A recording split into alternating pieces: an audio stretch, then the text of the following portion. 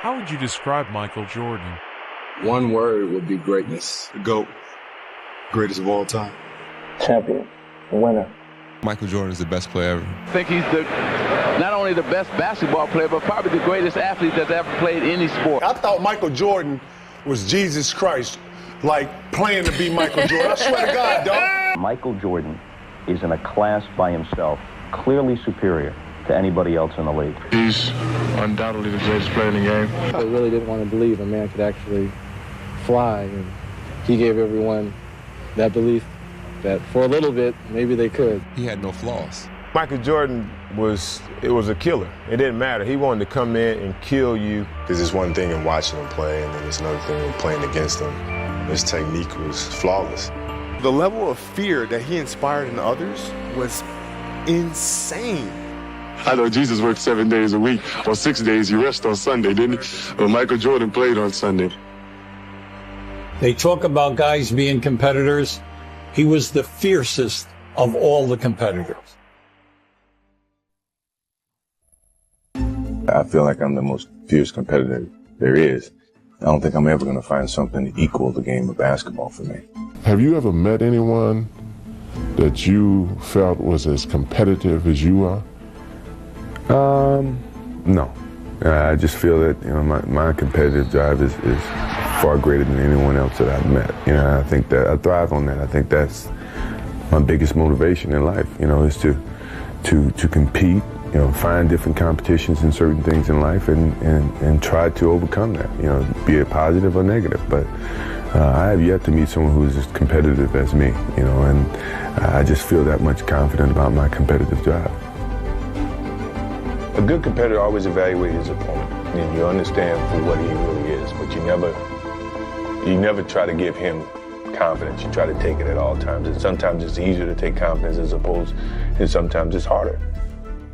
But mentally, I gotta find a way, and sometimes you have to trick yourself.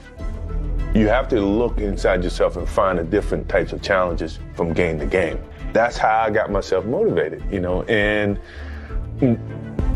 But it wasn't the same every game. It was, I had to trick myself. I had to, more or less find a focus to go out and play at a certain level for whatever reason. I've missed more than 9,000 shots in my career. I've lost almost 300 games. 26 times I've been trusted to take the game-winning shot and missed. I've failed over and over and over again in my life. And that is why I succeed. Maybe it's my fault. Maybe I led you to believe it was easy when it wasn't. Maybe I made you think my highlights started at the free throw line and not in the gym. Maybe I made you think that every shot I took was a game winner. That my game was built on flash and not fire. Maybe it's my fault that you didn't see that failure gave me strength, that my pain was my motivation. Maybe I led you to believe that basketball was a God-given gift and not something I worked for every single day of my life. Maybe I destroyed the game.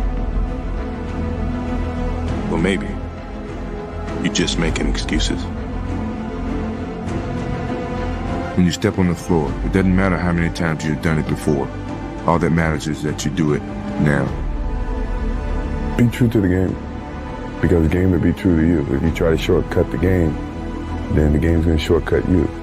If you put forth the effort, good things will be bestowed upon you. That's truly about the game. And in some ways, that's about life, too. You are, without question, one of the most gifted players I've ever seen. What makes you different from other people? Once again, it falls back to my parents in terms of how I approach the situation. I never feel that I'm at my best. I feel I still have room to improve. I still set goals for myself to strive for. I'm never complacent with what I've achieved. Even though it's been very successful for me, I still feel I have a lot to prove, not just as a player, but as a person, as a father, to some extent as a role model in all aspects. So I'm never really too complacent with myself or with what I've achieved.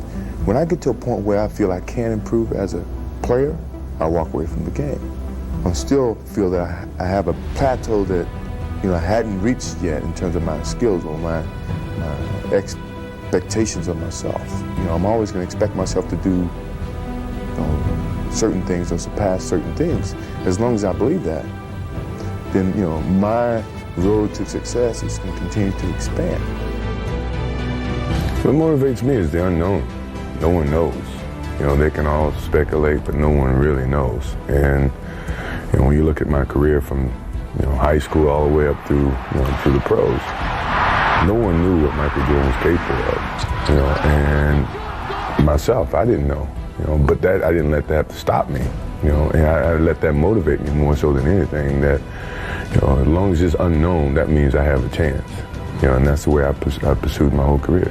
I wanted to excel my game and isolate my game from everybody else. That I was more than just a few dimensional. Even when it came to Magic Johnson, Magic Johnson was a crowd pleaser. He was a good offensive player. He was a great motivator.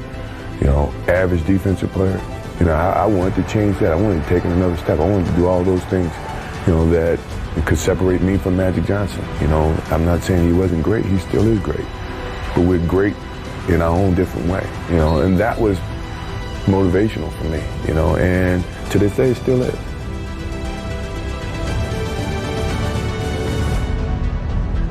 The greatest thing about the game of basketball to me is the passion, the love that I have for it. Because when you have love for anything, you'll go to the extreme to maintain that love. That's what love does. It love drives you to do everything you need to maintain that connection. If I didn't have the love for the game of basketball, all the things that I just penned out to you in my career would have never been achievable for me. But it was truly my love for the game that kept me pushing to be the best basketball player that I could be. To be the best at anything, you gotta have a certain love for that to make you overcome all the obstacles that's gonna be thrown in your way.